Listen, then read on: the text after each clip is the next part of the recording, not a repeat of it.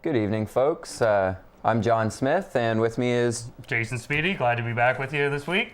We're here to talk some sports with you all. So it is an interactive call-in show. So if you guys do want to give a call in, the number is 1-855-529-8826. We'd certainly like to hear from you and get your opinions and your takes on some of the sports, or if you want to hear ours. So again, feel free to call. It's 1-855-529-8826. We'll start the show off with another legend passing in the NHL, the late, great John Beliveau. He was with Montreal. I believe Jason has some info about him as well. Well, yeah, it'd be nice to be able to start off a show without having to talk about, a hockey legend passing away. But John Beliveau did pass away this past week. 17-time, his name's on the Stanley Cup. A proven winner, obviously. Died at the age of 83. Icon in the NHL, icon for the Montreal Canadiens. Couple little known facts: he was inducted as 2001 Canada Walk of Fame, and in 1998 received the Companion of the Order of Canada, which is the country's highest civilian award. Back to the hockey, accomplishments. He was 13-time All-Star, 6-time first-team All-Star, 4-time second-team All-Star. So he was also Art Ross Trophy winner, Conn Smythe Trophy winner. He was the original Conn Smythe Trophy the first year that was handed out. That was the original Conn Smythe was John Beliveau. As you said, with the NHL accomplishments, the 17 times as a Stanley Cup, 10 of them he did as a player and 5 of them as a captain. So that's quite an amazing feat, and there's not going to be many players in their lifetime that are going to win 10 Stanley Cups as a player. So, well, I mean, the way that the sports world is nowadays, most players don't spend 10 years with the same club, let alone, they're pretty much their whole hockey career with the same organization. No, so exactly. I mean, that type of record, if you will, it probably won't ever be matched. No. And even from what I've read and from what I've heard from hockey people, is just he was one of the greatest hockey minds around. Like, he just knew his hockey. He was there for the fans. I've read a few reports where he would sign anything that, like, he would sit and wait until all the last fan was through, like, with his autograph. Even if you had wrote him a letter or something saying, hey, I'm a big fan, he would write you a handwritten letter back. So, I mean, that's very classy. And there's, I mean, I know athletes still do that, but I don't know if any of them would go to the extreme that he did. So. Well, I mean, like I previously said, I mean, to be inducted in Canada's Walk of Fame, a prestigious honor all itself.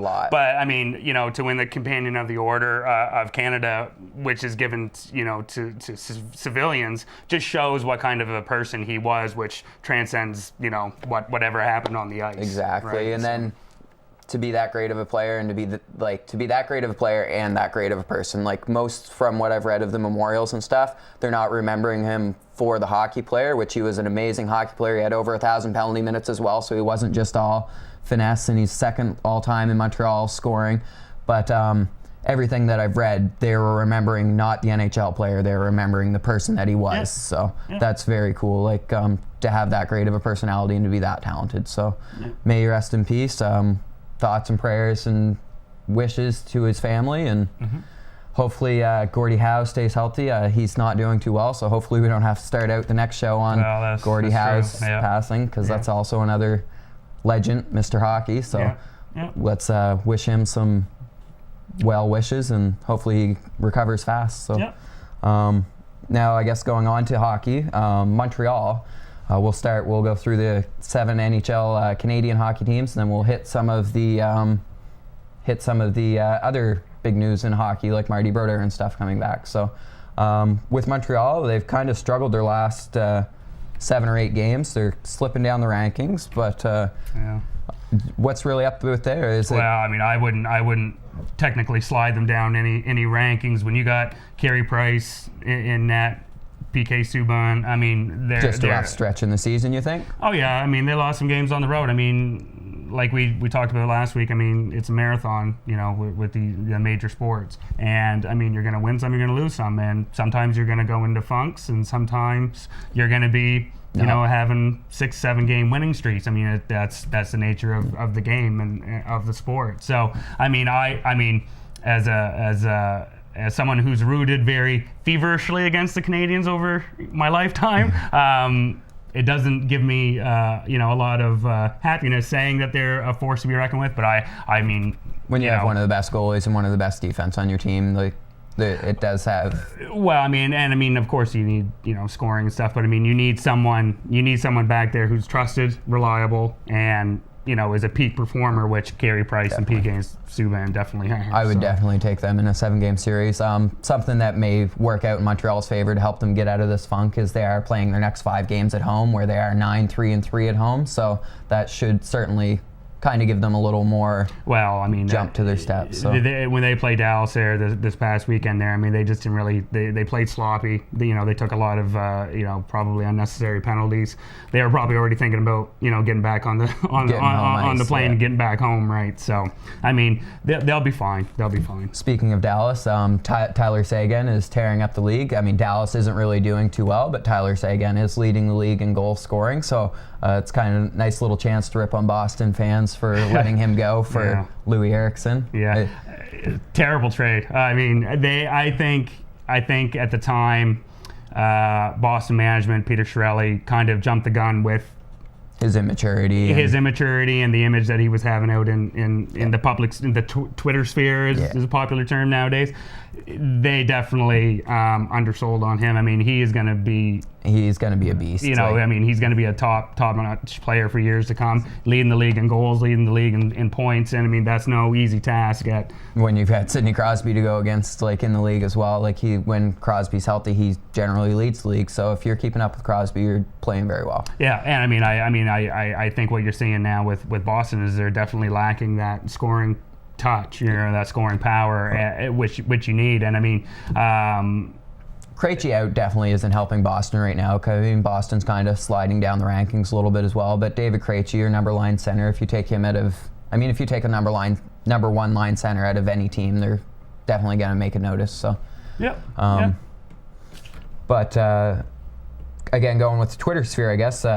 Winnipeg, Evander Kane, he kind of likes to, another one of those superstars that's maybe got a head a little bigger than the game or something. Yeah.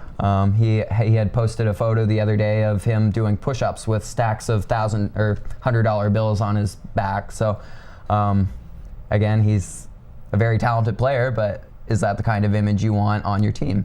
Well, I mean, like you said, I mean, immaturity is one thing, but this is the second incident where he's kind of posted pictures of himself that doesn't really lend itself to too much humility, if you will, or I mean,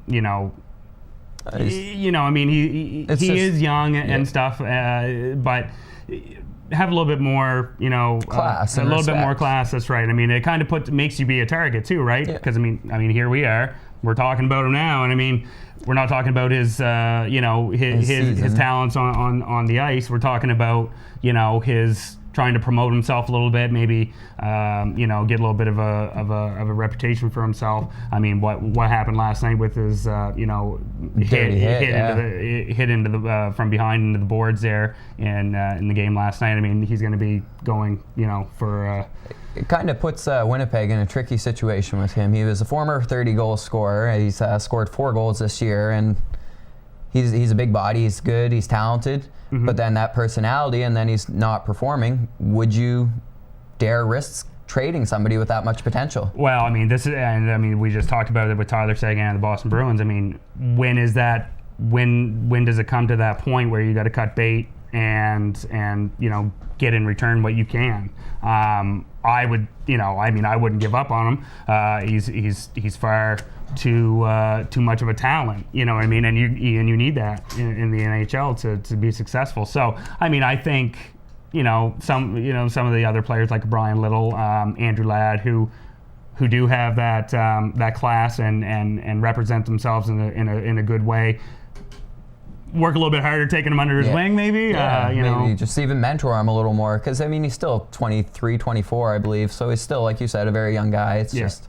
And I mean, premier scoring. I mean, you can't give up on that in the NHL. So. But if he doesn't want to play there too. Like, that was also a big speculation this summer, is if he even wanted to be in Winnipeg and if he's trying. So, yeah. Well, I mean, if he doesn't want to be in Winnipeg, then maybe that's a conversation they need to have behind closed doors. Yep. You know what I mean? Bringing that stuff out into the media and stuff just snowballs into unnecessary distractions from the team and what's going on on the ice. So would you consider trading him, or would you hold out? Well, I mean, I would hold out myself. I mean, he's young.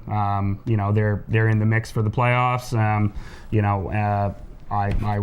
I would hold the fort for now. Toronto, speaking of being in the mix of the playoffs, they've kind of, after their humiliating losses there to Nashville and Buffalo, they've kind of stepped it up. I mean, I believe they lost to Pittsburgh and New Jersey since. However, they do have points in 6 of their last 7. They're starting to move up the rankings. Joffrey Lupul's got 7 points in his last 4 games, I believe, since he's come back from injury. There's also speculation that Phil Kessel's might be hurt, so I guess we'll see how that plays out.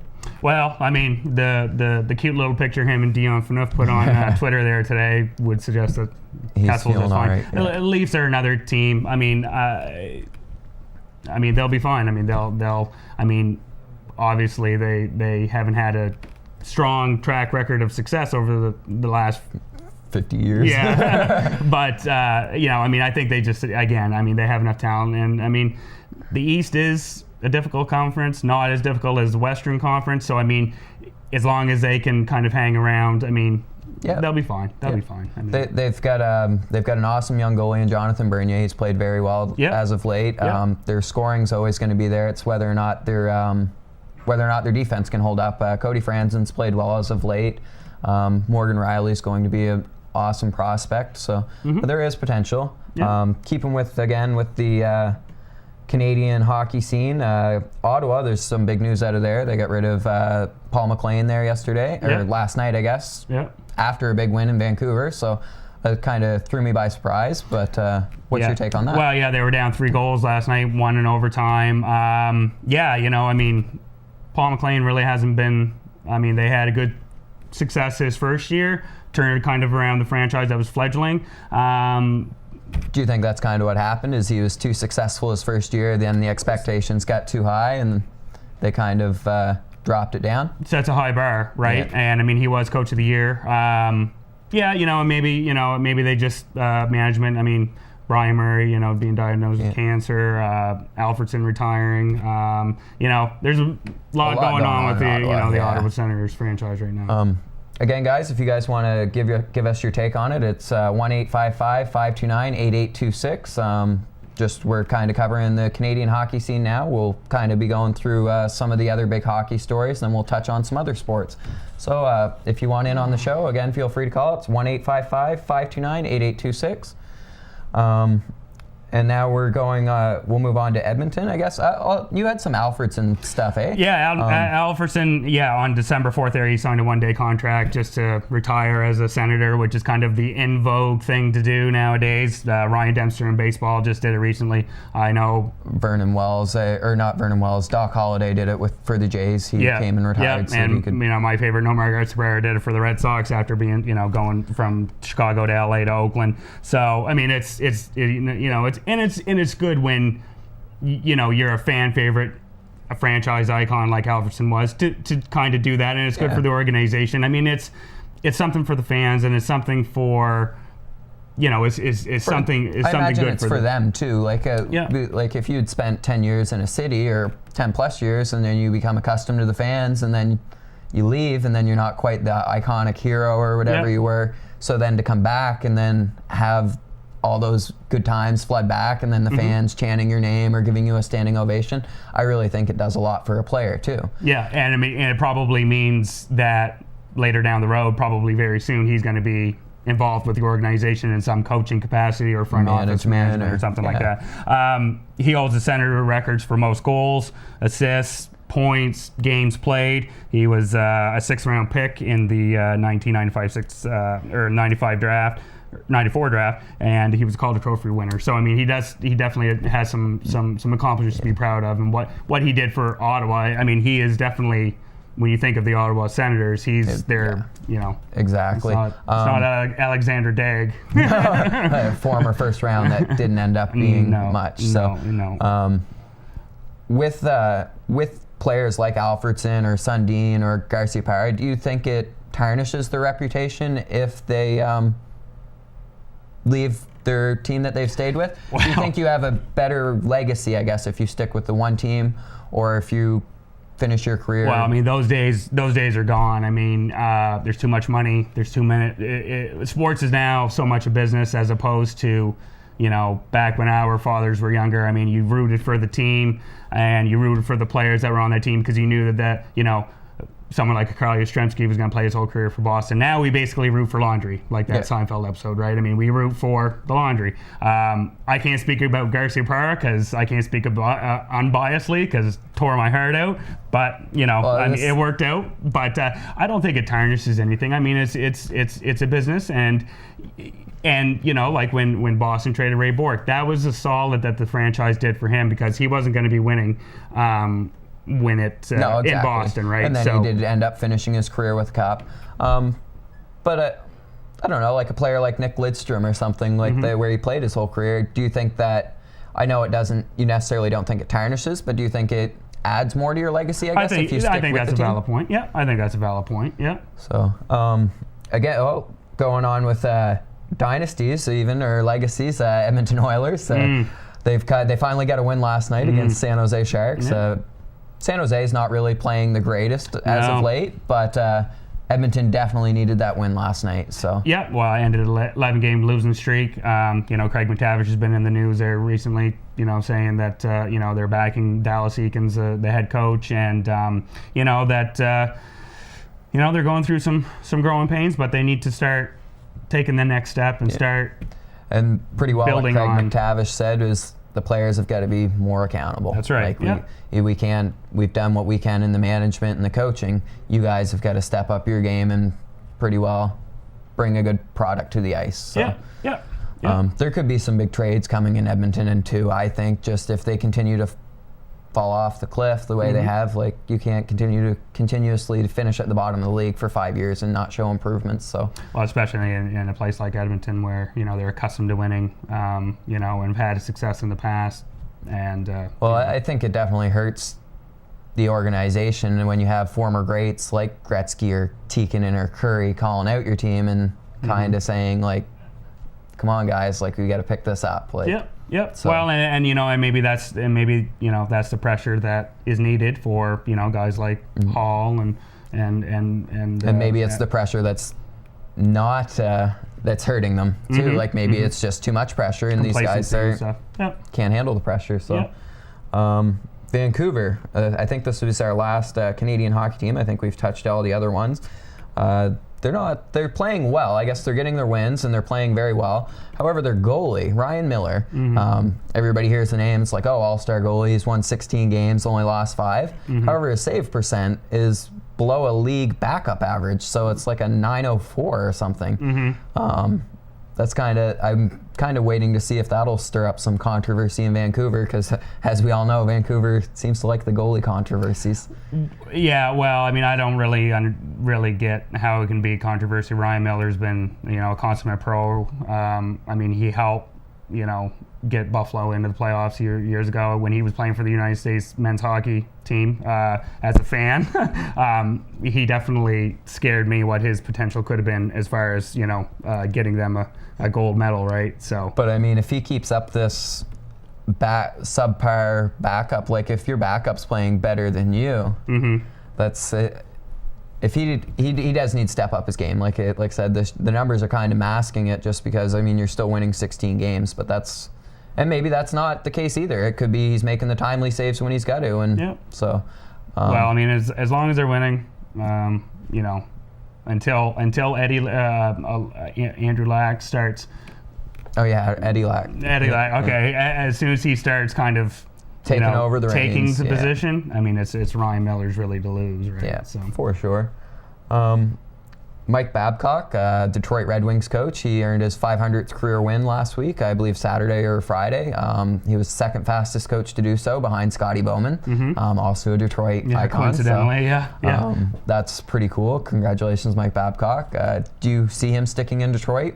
Oh, I would imagine. Season? I mean, if it's not broke, don't fix it. I mean, Detroit's been probably the as far as the NHL goes, the steadiest franchise over the last 20 years. I mean, multiple Stanley Cups, always making the playoffs.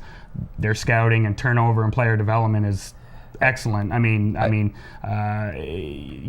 Gustav Nyquists and Thomas Tatars and these young players. They have a knack of finding players in the fifth, fifth, sixth rounds. That's all scouting. Yeah. I mean, their scouting team knows their stuff. Yeah. I mean, and that translates to success on the ice. Definitely. I believe the issue with not getting Mike Babcock back, or trying to get him back, like he's due for an extension right now, is he wants to be making more than the general manager, which generally in hockey, I guess, doesn't happen as much. So that's going to be, I think, a pretty big conversation until he is signed. Just don't we all want more money, though? Yeah. I mean, well, no, exactly. But I believe he's looking in the north of like $2 to $3 million, which would be more than the general manager, and Ken Holland justify paying, or can Stan Illich justify paying your coach more than your general manager? So I guess that's a big one in hockey, but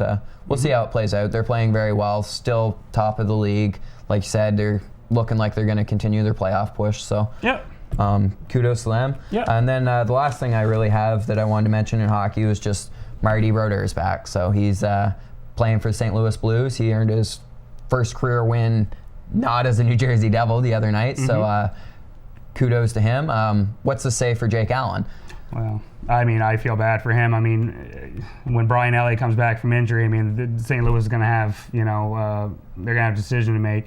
It's kind of curious why they brought Brodeur. I'm sure, I mean, yes, I mean, he's got value in teaching the ropes, if you will, but Jake Allen was doing a fine job. And I mean, we're biased here in New Brunswick. He's from New Brunswick. We want to see him do well. I mean, and he was doing well, and that's the thing. And Brian Elliott is a very good starting goaltender. And I mean, my belief is that he's going to be back. So they're going to have a logjam, and I don't see them just cutting Brodeur, right? So unfortunately, Jake Allen is going to probably be on the out, and it's too bad. It's either play him or trade him, maybe. I mean, trade him to a team that sincerely could use him. I think the issue, or the reason they signed Marty Brodeur, is just that they didn't trust who was behind Jake Allen. I think it was Hutchinson. Okay. So it was just, if Allen got hurt or Allen couldn't play the games, I think that was more or less why they signed him. From what I've also read is, if they're when Elliott comes back, like you said, they are going to have a logjam and they're going to have a big decision. But from what I've read, depending where they are in the standings, they will probably try and get rid of Brodeur. Yeah. But well, time will tell. I mean, I think St. Louis is talented enough. They would have, made it through, regardless. Waited out through the storm, and until Elliott was ready to come back. But we'll see. I mean, that's probably something to keep an eye on. I mean, I know a lot of New Brunswickers are interested in that story. Yeah. Well, and being young too, like I'm a pretty young player, like young person. So like, as Jake Allen, if I was to sit here, like if you were Don Cherry, for me, like that would just be, so like if he had Marty Brodeur there, like that would just kind of maybe be a learning experience too. Like you've won almost 700 games, 689 in the NHL. How did you do it? Like, what was your routine? Like, so it may help him out that way. Oh, yeah. Being able to talk to one of the greatest goalies of all time. So. Yeah. Oh yeah. No. I mean, it seems like he's a well-adjusted young guy, and that he is soaking it all in. And I'm sure he'll be a very good student and pick up whatever Brodeur has to say. It's just a matter of, I'm sure, the competitive fire within him would say, I want to play, and he's justified, and he's justified. I mean, it's one thing if he wasn't doing the job, but he was definitely doing the job. So. And then kind of just talking about Marty Brodeur being one of the greatest goalies of all time. Me and you have talked about this before, and it's been brought up before, but they're kind of considering changing the names of the trophies in the NHL. So considering like maybe the George Vezina to be like the Jacques Plante Trophy, or the Art Ross Trophy, like for the leading scorer, to be the Wayne Gretzky Trophy. Yeah. What is your opinion on that? Oh, I think it's ridiculous. I mean, just because, you know, people want to change things just for the sake of change doesn't mean that it should be changed. The trophies were named after these hockey greats for a reason, and just because it's 50 years down the road doesn't diminish what they did or, you know, what they contributed to the game. I mean, what's to say in another 50 years should we just change all the awards again just to make it more updated? I mean, what's, you know, I think there's significance in the names of the awards, to, you know, there's significance in the names of the trophies. Yeah. Well, I mean, George Vezina was one of the best goalies of all time. Ted Adams, like for the coaching, there's Ted Adams, I think. I'm kind of lost. See, but that's where it could be beneficial to rename the trophies. Like, if you were to rename the Coach of the Year trophy the Scotty Bowman Trophy, as soon as somebody said Scotty Bowman, you would know what they want it for. If you were to get the scoring trophy, Wayne Gretzky, you'd know exactly what it was for. And that's a fair point, but my pushback on that be, what's the harm of, okay, taking a young fan, say 7, 8 years old, say, just for argument's sake, they do know who Scotty Bowman is because of, you know, their father telling them about, you know, maybe he's a Detroit Red Wings. What's wrong with him going on the internet and learning about what came before what's happening right now? I don't find a lot of fans pay attention or cherish the history of the sports that we all watch and enjoy. I do agree with that, but at the same time, it's different learning it than experiencing it too. Like you and I would have grown up seeing Gretzky play or Mark Messier for like the leadership. So like they created an award for Mark Messier. Yeah. So if they were to rename the trophies on the players that we grew up watching, it would be, rather than learning it, we'd know it because we experienced it. Well, yeah, and I mean, okay, so you would say they should name the MVP for Wayne Gretzky because he, you know, scored the most points. I would say maybe it's Mario Lemieux because he was a better dynamic player and what he did coming back from his illness, and then, you know, I mean, it's. See, but wouldn't this be an awesome hockey debate? Like we could debate on what we want to name the teams. Yeah. So again, guys, if you have any opinion on that, feel free to give us a call in. It's 1-855-529-8826, and that was just, we were kind of talking about hockey and if they should change the trophies, the names of the trophies, and we've done a recap of our Canadian teams. We omitted Calgary, but Calgary's doing fine. Calgary is playing awesome. I do have them. I thought I hit them. But they're playing well. Do you think they can keep it up? Oh, sure. Why not? Everything that I read from the analysts, that pretty well everybody's expecting a drop-off from them. Sure. But they are playing very well and playing above their...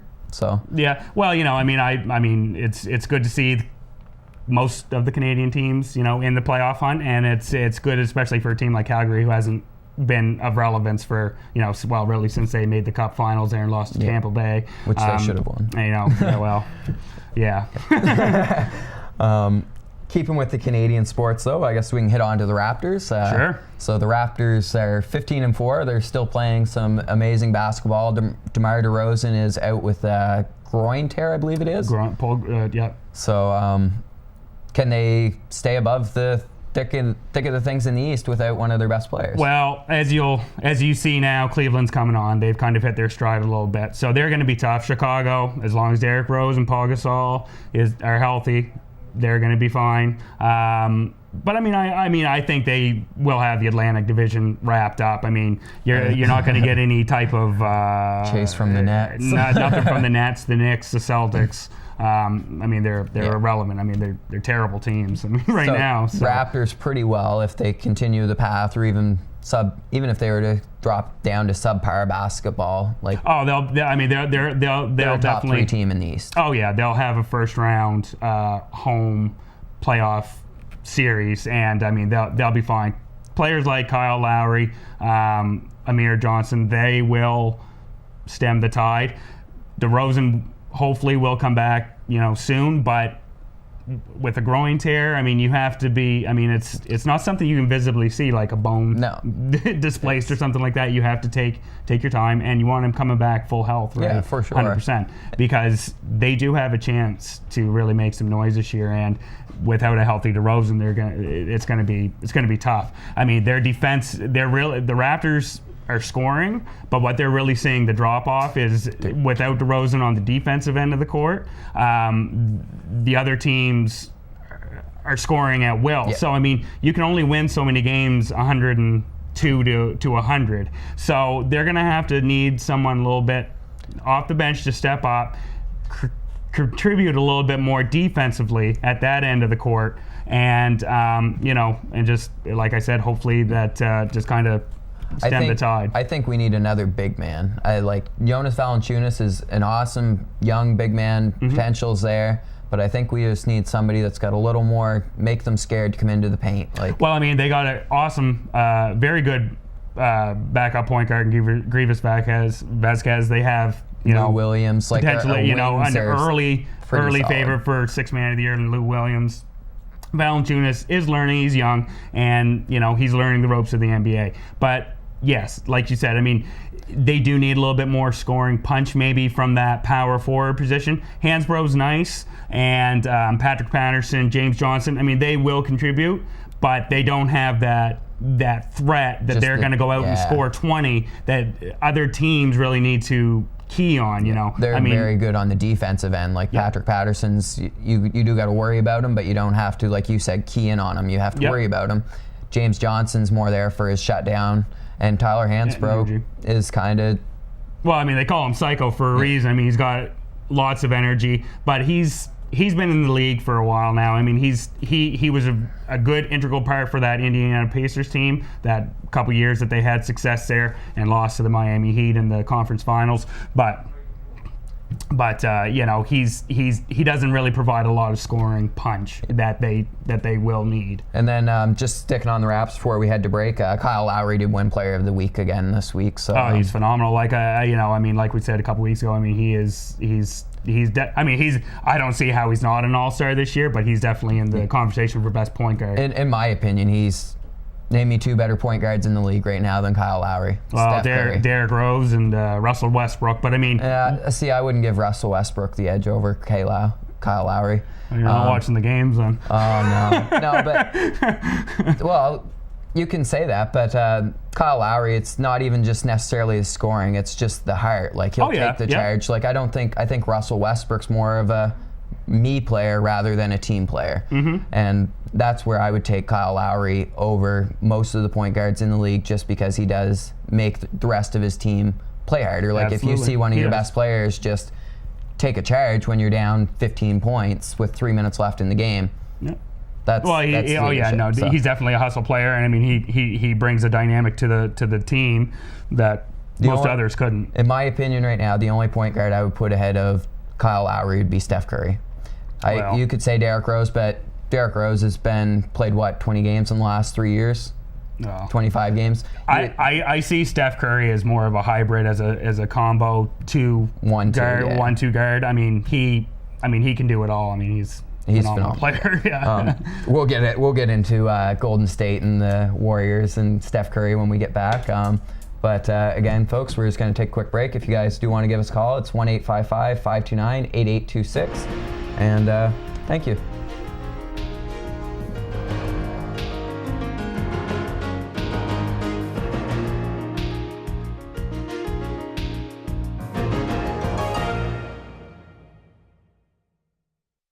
At Fredericton Nissan, they're proud to say most of their staff have been here for over 20 years. So you know you're dealing with an experienced and trusted team of professionals in both sales and service. Fixing it right the first time. That's what it takes to be a Nissan technician. Drop by Fredericton Nissan at 580 Prospect Street and discover why Nissan is the fastest growing brand in Canada. May the coming year bless you with life's every joy from Watson's Home Building Center.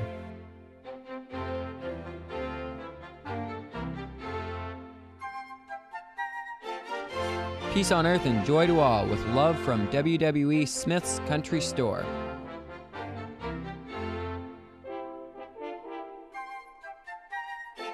Warmest thoughts and best wishes for a wonderful holiday and a very happy new year. From Blacks Harbor Fresh Mart. Wishing you health and happiness this holiday season and in the year to come. From Humphrey's Funeral Home.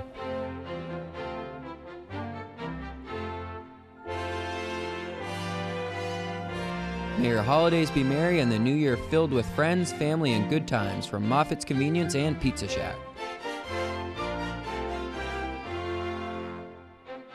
Wishing you all the special blessings of the new year from Briggs & Little Woolen Mills, because your time deserves quality.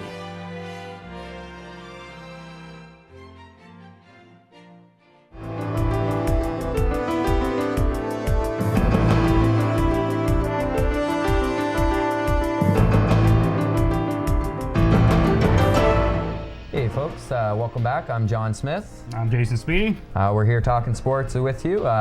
So before we went to break, we were just kind of finishing up on point guards in the league. I thought Kyle Lowry was the best. We got on with Steph Curry, how he's one of the best 1-2 point guards or 1-2 players in the league, I guess.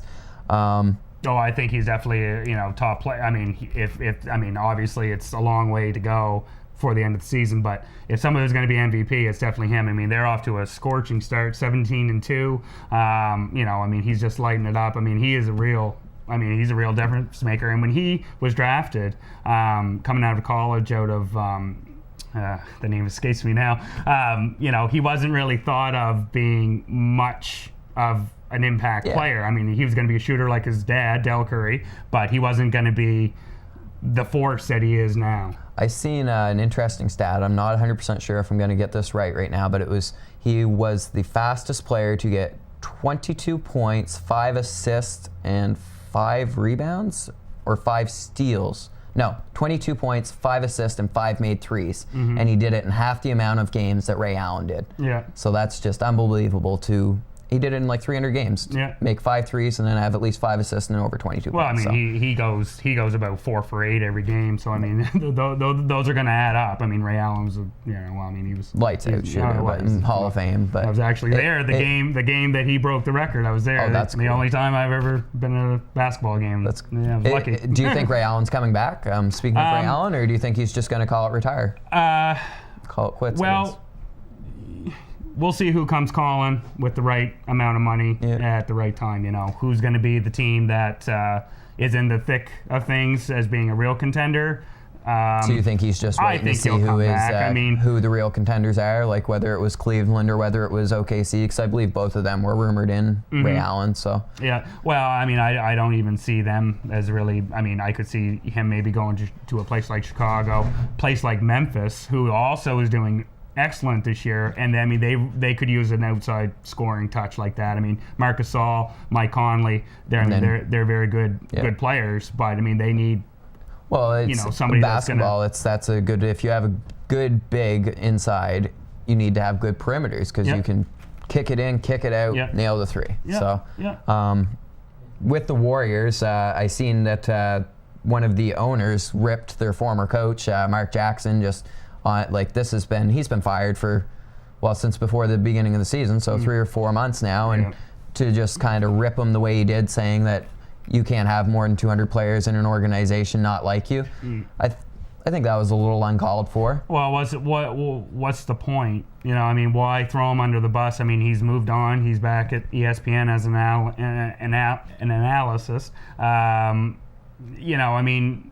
Nobody had anything negative to say of the job he did. I mean, he did dismiss a couple assistant coaches last year, so maybe the way he handled, the interpersonal could have been questioned. But I mean, but why wait 4 months to rip him? Like why? Well, why rip him at all? I mean, even if you fired him, then you can give a reason. We fired him because 200 people in our organization didn't like him, or he fired his assistant coaches. But why wait 4 months till after you fire him when your new coach is leading them, like you said, to 17 or 18-2 start, 12 wins in a row? What was the point in that? And when he was fired, the endorsement from his star players weren't there. Steph Curry advocated for Mark Jackson. the former coach, and players like Klay Thompson, Andrew Bogut, David Lee, who are veterans and premier players on that team. I mean, they didn't come out and bash Mark Jackson or the job that he did. It was just a decision by management to go in a different direction. Maybe their personalities clashed. I know that the owner, Joe Lacob, is a very eccentric individual, and he kind of likes things done his way. And maybe Mark Jackson wasn't really fitting into the mold that he saw for what he wanted as a head coach. So Steve Kerr's done an amazing job, nonetheless. But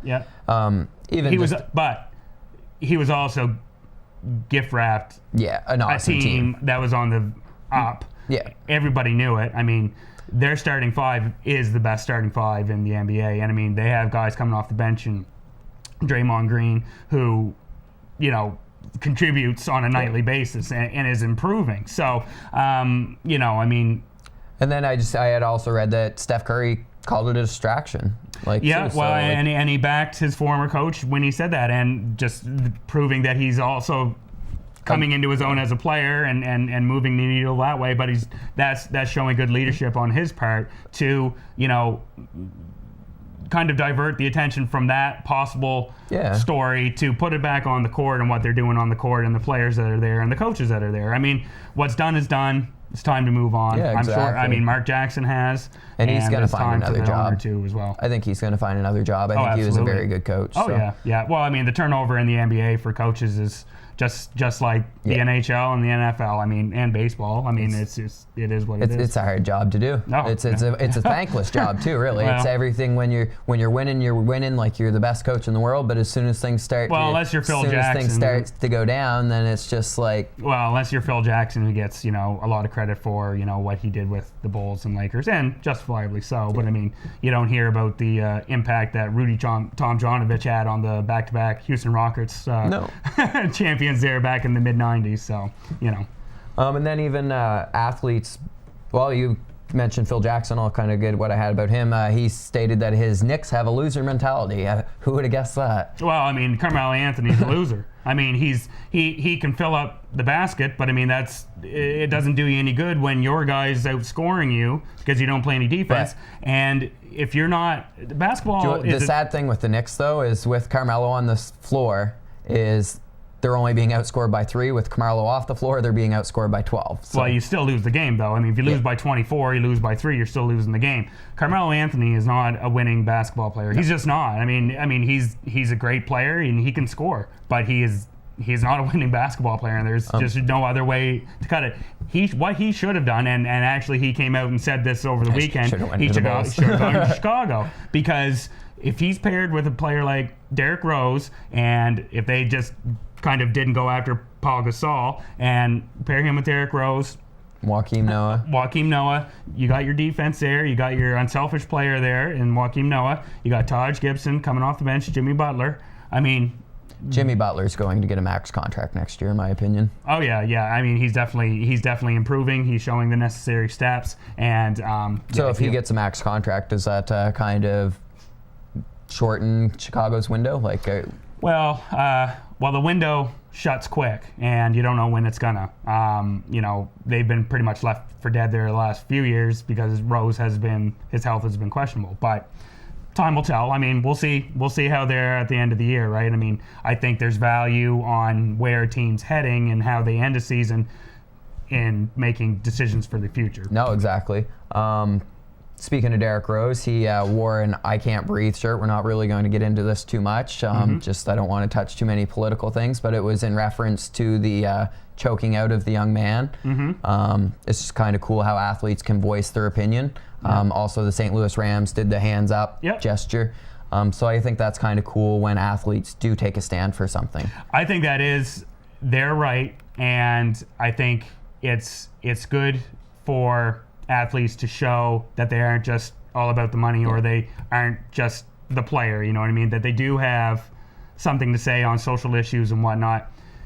Now, speaking on that, Charles Barkley went on CNN there last week, and they were asking him questions and stuff. And I mean, I think Charles Barkley is a very good basketball analyst. Yep. He knows his stuff. I mean, Hall of Famer, played the game. I mean, all that stuff. I mean, I love Charles Barkley, but I don't think he's necessarily the one that needs to be starting the conversation on racial issues and things like that. I mean, and I think CNN kind of just got him because they know that he's gonna say things that are gonna get them exposure, right? Yeah. So no, I mean, I applaud Derrick Rose, Reggie Bush actually yesterday. The Detroit Lions also did something similar. I applaud the St. Louis Rams, and I actually applaud that the NFL didn't succumb to the pressure from the St. Louis police force, or where that occurred, kind of putting pressure on the NFL to do something about that, putting a little bit of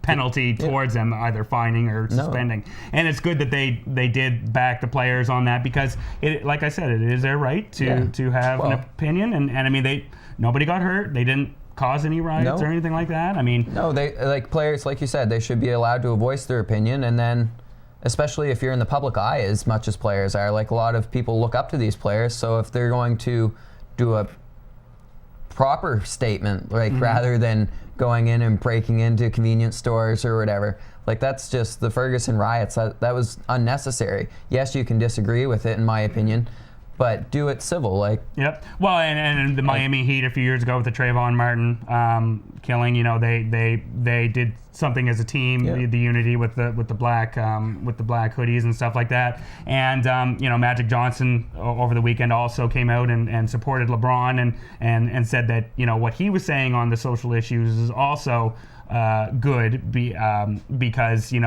obviously everybody knows who LeBron James is, and people listen. And going back to Charles Barkley, I remember Charles Barkley back when he was a player said that he wasn't a role model. He was just he was an athlete. Yeah. And I think too often nowadays we pay attention to athletes who are in the news for the wrong reasons, and I think that it's a good step forward for some of these athletes who are doing the right thing and voicing their concerns or thoughts on social issues, trying to move the needle forward and get a little bit of positivity out of it. Andre Johnson, just for an example, like wide receiver for the Houston Texans there in the NFL. For the last 8 years, he donates time and money.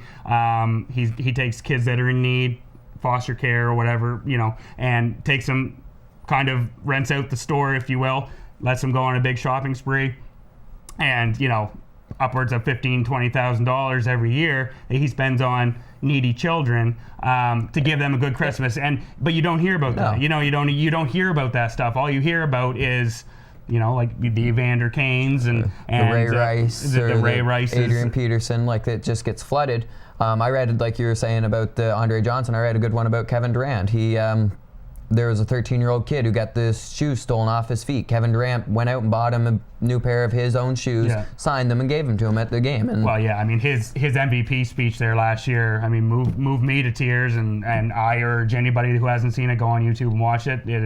It's a beautiful 20 minutes. Well, it definitely, in my opinion, it kind of put him past, I won't say past LeBron, but it made you want to adore him as much as people adore LeBron, just because you've seen that he didn't win the award for himself. He gave it all to his mom. Yep. A lot of credit to his teammates and to his mother and his upbringing. Kind of touching on other bad boys in the news. Jameis Winston, who's head quarterback for the Florida State Seminoles, who are in the NCAA college football playoffs. Went undefeated last year, was national champion. I mean, he's been in the news over the last year for theft and for allegations of sexual assault, stuff like that. I also urge people to go to Deadspin.com and check out his statement to authorities concerning that, because I mean, that should be a private matter for the alleged victim and for them to deal with it. Report on it, but let's report some of the other good things that people are doing. Yeah, like there's a lot of them. Like I don't find professional athletes really get their, like you said, they don't get their due credit. I mean, there are a lot of them that are role models and that do go to the cancer hospitals or children's hospitals or just to try and make somebody's day because they are role models. Yep. So it's very, like, that's cool that they do that. So yeah. with the NFL now, Ray Rice has been reinstated. So the NFL kind of screwed that situation up. He is back in the NFL. He's fair grabs for any team that wants to grab him. Yeah, I don't think he's going to be anybody of consequence there this year. I mean, teams are getting ready for the push for the playoffs. It's too late to integrate him to any game plans and stuff. And really, I mean, he really wasn't any good anyway towards the end. I mean, he had a good couple years, but he was on his downturn. Yeah, and I mean, he'll be back next year. Someone will give him a job. And I think he made a mistake. From everything I've read about him too, he was a good guy, and he made a mistake. And well, who are we to judge? Like, we shouldn't always focus on the bad with the athletes and stuff. So what I want to do is I want to give the Blue Jays some credit here. Switching to baseball here, just switching gears. They pulled off a very good trade for them a couple weeks ago. They got Josh Donaldson from the Oakland A's for Brett Laurie and some prospects. I don't know how they swindled that, but very good deal for them. I think he's going to really add a lot of power to their lineup, and arguably their 3, 4, 5 hitters with him, Batista and Edwin Encarnacion. I mean, that's probably tops in Major League Baseball right now. Yeah, even 1 through 5. I can't think of right off the top of my head who number 1 and 2 are, but they're. Well, Jose Reyes is the leadoff hitter, but I mean, it's only a matter of time before his gets knees or ankles or something blows out. I mean, and Russell Martin, it was the other one that they picked up. Oh so and he'll do fine in Toronto. But I mean, Cabrera was their number 2 hitter last year, Melky Cabrera. They're most likely going to lose him because I've already read that they're out of the running. So, and I mean, and they picked up Michael Saunders. I'm not really too sure how he is, but he's a Canadian outfielder he played for Seattle. There, came up through their organization. He's not bad. I mean, he's not. Chances are not going to move the needle too much, but I mean, he's not going to hurt you too much either. No. So. I mean, he's a legit outfielder, but I mean, he's not. So an all-star. So 1 through 5, it would be Russell Martin, Edwin Encarnacion, Jose Batista, Josh Donaldson, and Jose Reyes. Yeah, that's not bad. But they still have a lot of holes to and then fill. Boston would be who's Boston got now for like 1 through 5? Because right now those are probably the 2 most powerful teams in the AL East, right? Like in terms of power, not necessarily in terms of complete lineup, but in terms of hitting. Boston needs to find their leadoff hitter. I mean, last year Mookie Betts stepped in and did a very good job. I would like to think that he would kind of get first crack at it this year, but we'll just have to see how the rest of the roster plays out. They are going to have a lot of moving parts. John Lester's expected to make a decision no later than tomorrow. Hopefully it's going back to Boston, and then they can kind of, flesh out the roster from there. But, the winter meetings this year in baseball are this week, and, I mean, things have been kind of slow. I mean, there's been a couple significant trades. The Braves traded Jason Hayward to the St. Louis Cardinals, good trade, and the Blue Jays made their splash with Donaldson and Martin. Red Sox made a splash there a couple weeks ago with signing two big time players. The Yankees, it's kind of strange to how quiet the Yankees have been. I mean, they got Miller, but I mean, usually come summertime free agency, you see the Yankees dishing out $500 million over 20 years or whatever. Well, see, the thing is with them, they've done that, but now they have all these guys. They have all these guys that are signed to these long-term contracts. The A-Rods, the Mark Teixeiras, they're eating up a lot of money. And is their production matching what their salary is? No. I mean, nobody knows what Alex Rodriguez is going to be able to contribute this year. Nobody really knows what CC Sabathia is going to be able to do this year. And yes, they did make a very good signing this week in signing Andrew Miller, who was a relief pitcher for Boston. Very big part of their 2013 World Series championship team, and was very good down the stretch for Baltimore last year in the playoffs. They signed him to a nice contract for 4 years, but how good is he going to be if they're losing in the 8th, 9th inning? They also have a guy, Dellin Betances, who was probably the best reliever in all of baseball last year. So they'll make a very good 8th-9 pairing, but you got to get yourself in a position to need an 8th and 9th pairing.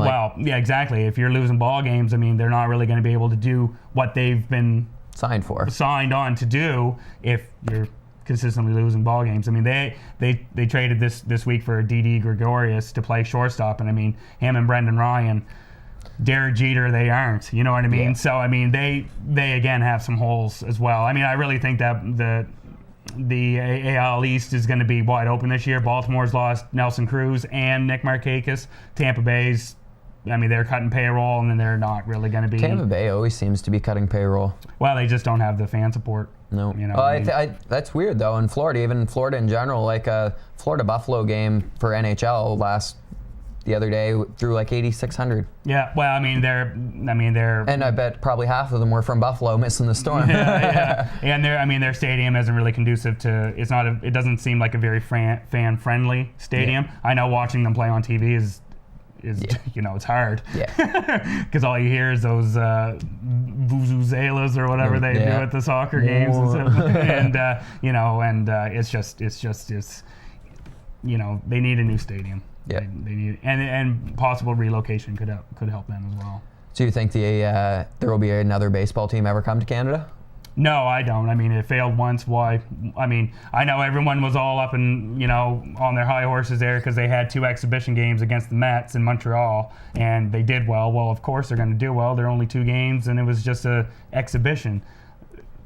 Bringing a team back to Montreal isn't.